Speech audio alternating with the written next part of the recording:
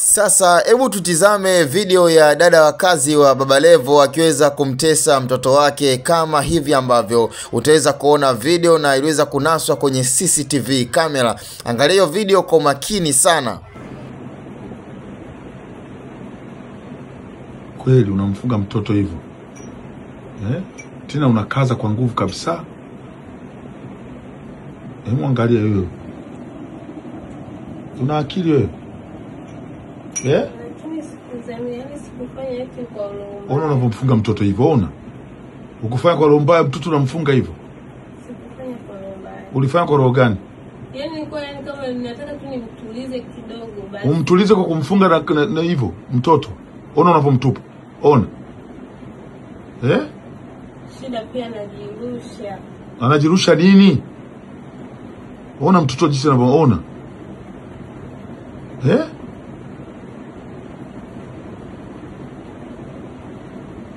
Jamani. Mtoto amekuwa kama nyoka sasa. Hapana. Ona amevanguka. Unamwangalia. Wewe una akili wewe?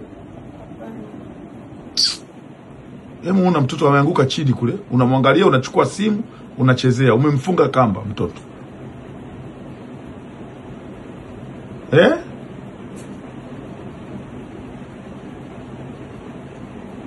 Unachezea simu. Wewe kumbe una roho mbaya sana wewe. Niko na kuongezea hela kwa sababu kae na watoto, mimi niko nahangaika. Watoto ndio wanamfanya hivi mtoto.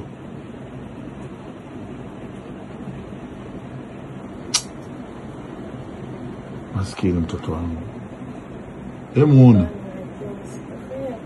Umefanya kwa nini? Si unachezea simu hapa. Umefanya kwa nini?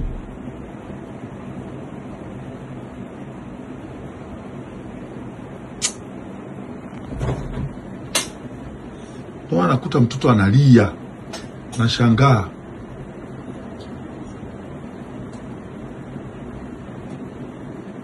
Unachezea simu.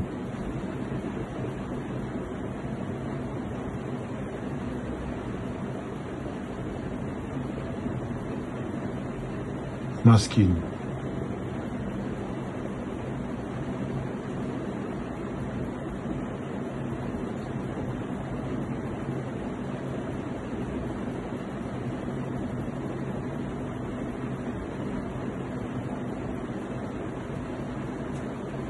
Ona unavyomtupa.